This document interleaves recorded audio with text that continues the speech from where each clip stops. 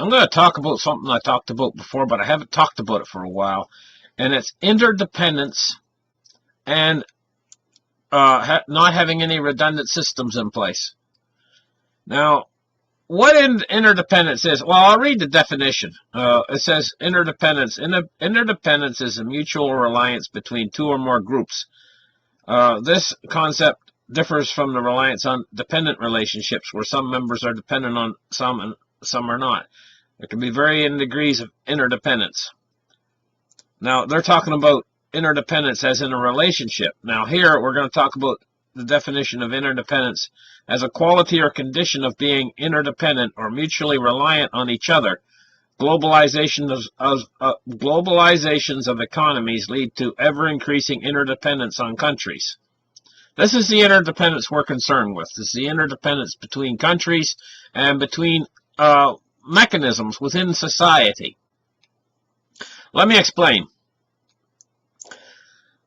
When I'm sitting at Wendy's, okay, and I'm behind the guy in front of me, I always inevitably pay cash.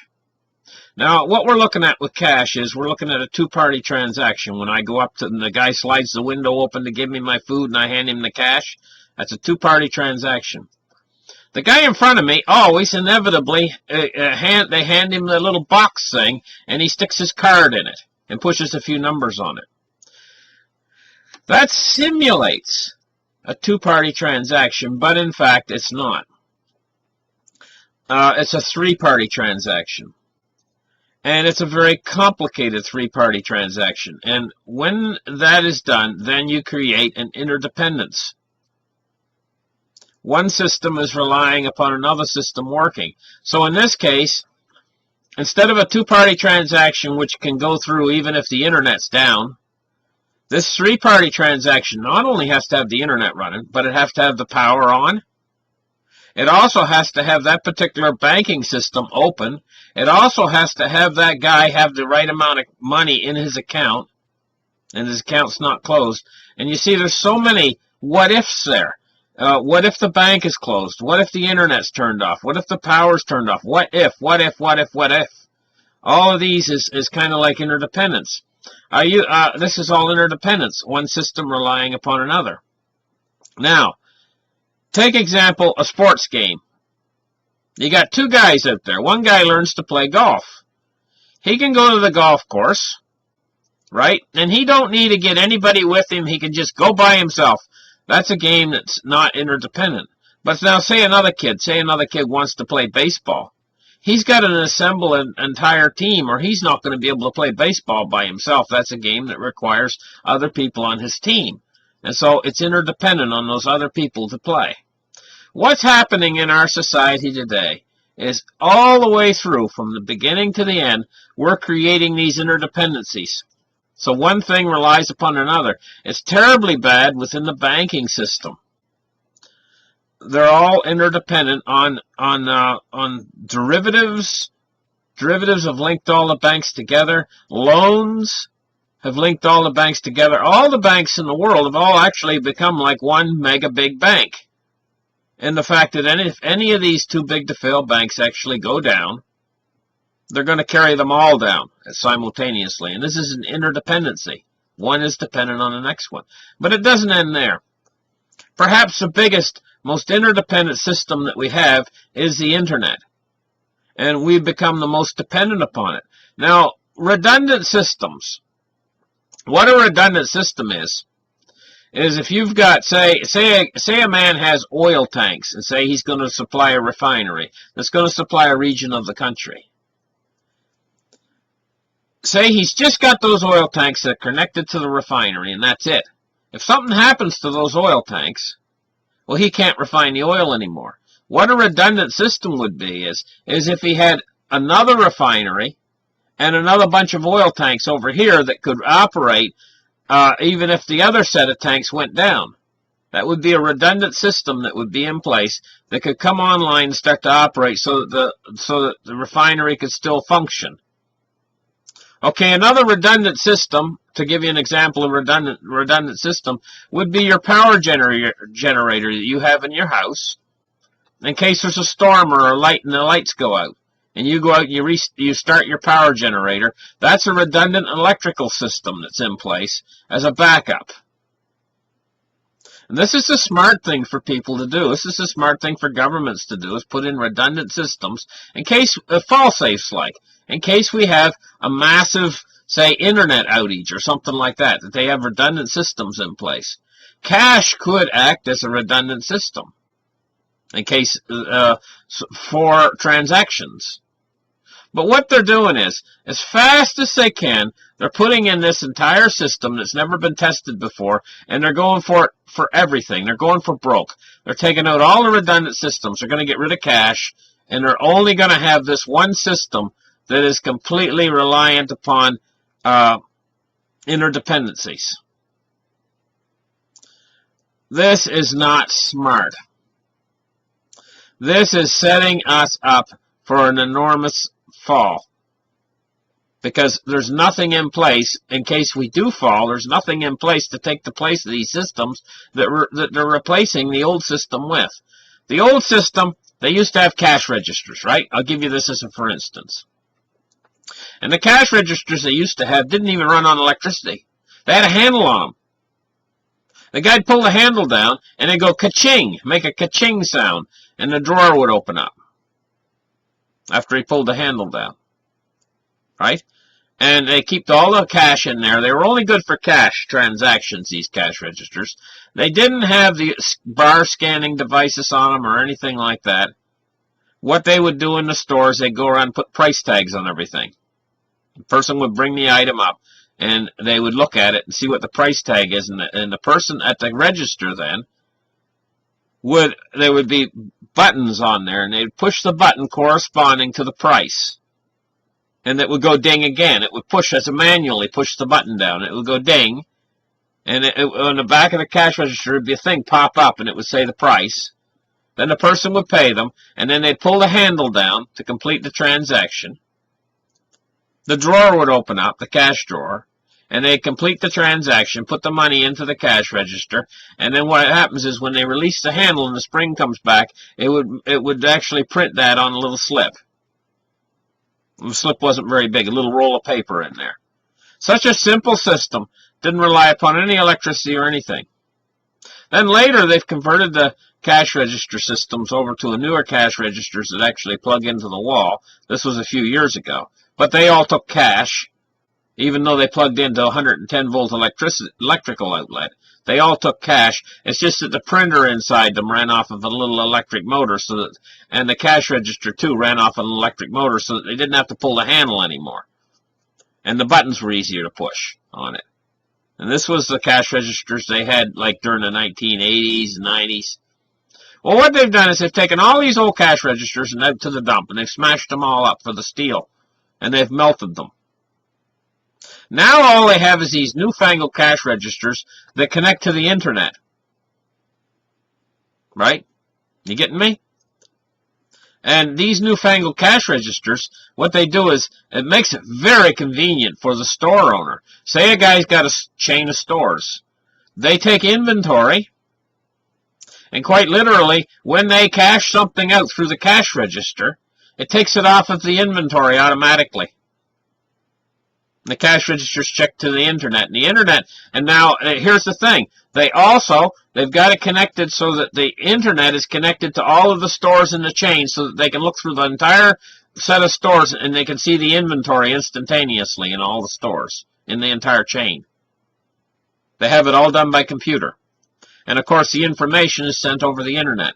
So now, see, what happens is, if the internet goes down, they can't even sell inventory, because they have to mark the inventory out off of the inventory over the internet. In other words, everything that they sell instantaneously marks it off of inventory, so they don't have it in inventory anymore. So they can look in their inventory and they say, hey, we got one over at the store on Elmsdale, right?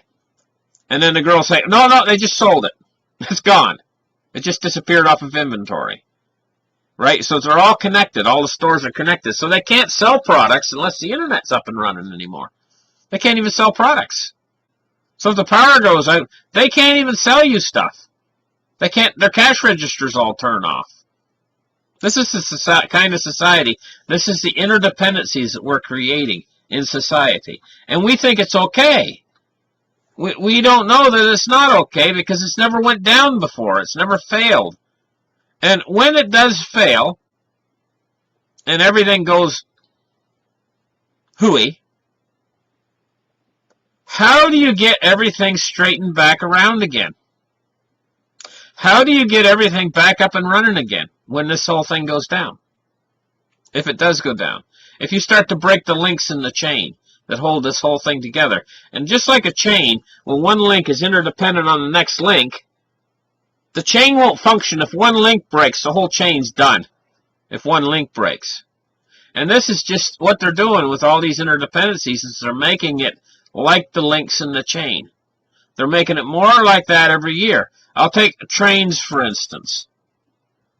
How did people survive the Great Depression of the 1930s? Well, it became an American icon, riding the rails, the hobo riding the rails, with a little bag stuck on a pole, and he'd put it over his shoulder, and he'd jump on the train, he'd go down the rails. He'd head out into the country, where he'd walk down the highway for a little while, and he would see a farm. He'd go into the farm, and he'd ask them, do you have anything to eat? And they'd say, oh yeah, and they'd give him something to eat. And then he'd say, well, I'll work for food. And they'd say, well, we got a few jobs you can do. You can go out there tomorrow morning and start feeding those chickens. And you can go out there tomorrow afternoon, you can start raking hay. And we'll feed you. And you can sleep in the barn. And so they kept from starving to death. Quite literally, many of them that fled the cities during the Great Depression, they basically bugged out. Bugging out. But they were able to bug out because the trains back in those days used to still have steam locomotives. And the few diesel engines that they had didn't rely upon the internet or anything like that to run. They had the train system set up so that the people then back then, if a train ran out of coal, they would stop and go in the woods and get logs and throw in there into the boiler.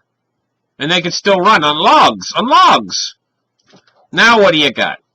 Now they've taken out all those. Actually, there was a lot more rail system in too back then.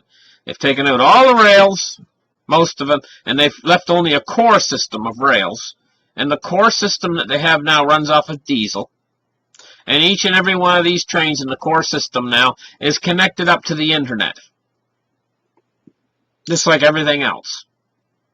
Oh, and it makes it very convenient for the rail companies and stuff, because they know right where their trains are all the time, because the internet's on all the time, and they can see what train is passing what station, and they can run their switches off the internet. You know, their switches move the tracks and stuff, so the train will go this way or this way, right? They have this called switches, and the switches move the track, and then they can shunt one train off of the track while they bring another train through, and so on. It's all run off the internet now. It's all automated. And it's very professional, as long as the internet's working.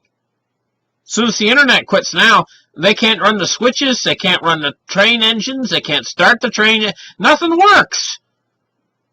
The same way with the diesel companies, the same way with the trucking companies. Nothing works if the internet goes off.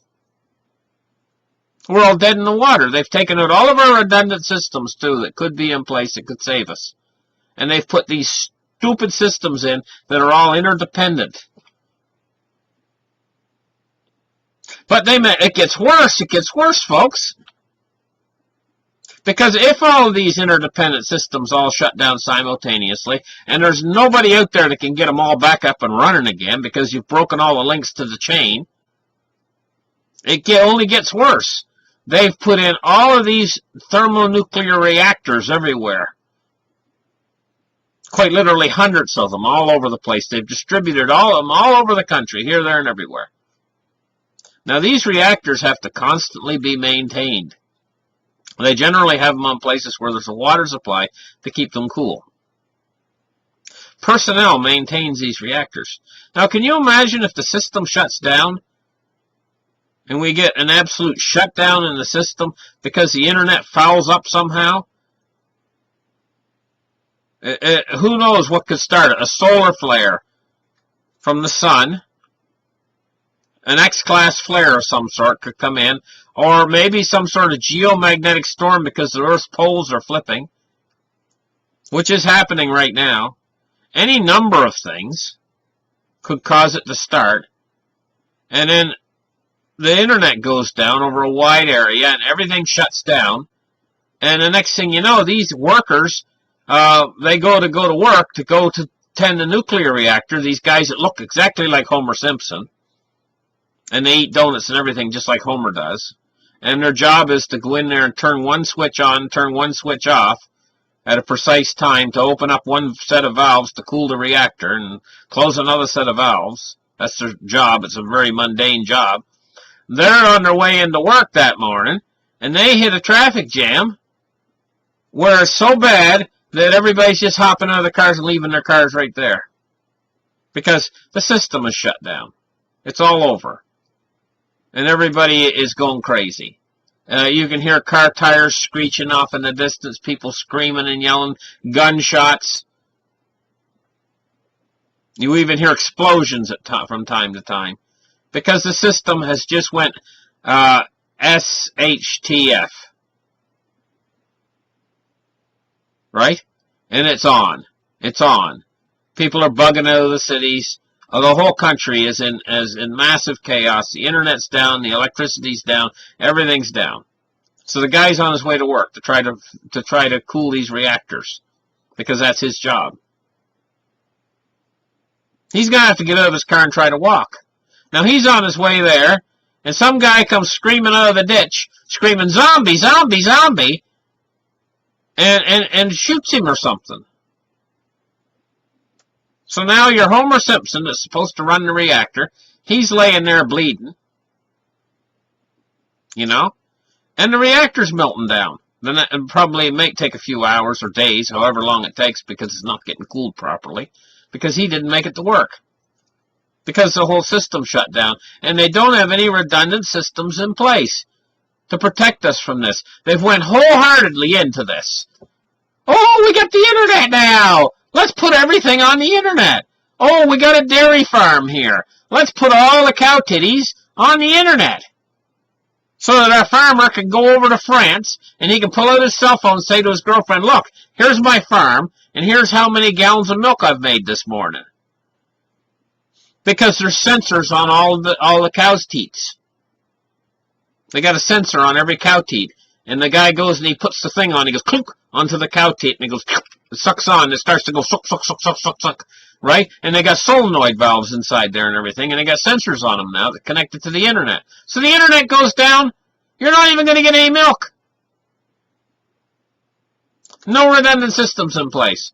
So you got your babies now. They're not going to get their formula, because the internet just went down. So they went wholeheartedly into the stupid internet business. Never been tested before. We've never had it before. But they went wholeheartedly in. They've taken out all the old systems that we used to have that were tried and true and reliable. All the reliable systems that we used to have, they've taken them out and destroyed them all. Take your farms, for instance. Now, remember I told you about these guys who escaped the city, and they went out and they found a farm, and they started working on the farm? Well, in the old days, all of those farms used to be dot the countryside, here, there, and everywhere. It's just like in Dorothy and the Wizard of Oz. Do you remember in the start of the movie in Dorothy and the Wizard of Oz? There was the 3 farm workers there, and Auntie Em, and old Uncle, whatever his name was. And they were all happy there on the farm, and those were 3 Depression guys, hobos, went into that farm and actually started working there in the movie. And it was just like that in the old days, you know. But here's the thing. The farm implements that they used to use didn't even run on electricity. They bought them all out of the Sears catalog. Sears catalog used to sell them all, the farm implements. And what they would do is they would be all made out of cast iron, these farm implements. They had one implement that would cut the hay. They had another implement that would bale the hay, and they would run off the horsepower, off the horse. The horse would pull it, and there'd be wheels spinning on it and stuff. They had another implement that would move the hay up into the barn silo. It would bale it and put it up into the barn silo, a conveyor belt, and the thing would run off of a treadmill. The horse would get up on the treadmill and he'd start walking, and then the hay would go up into the barn on the treadmill.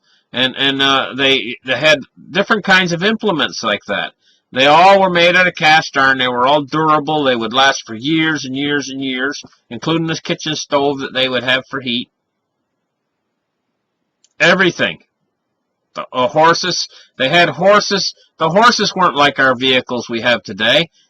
For crying out loud, if we get sunspot activity and we get a X-class solar flare of some sort that knocks out the electrical grid, it's going to knock out all of our cars and everything because they've put in these sensitive computers chips inside our cars that'll just go pop and then your car doesn't work.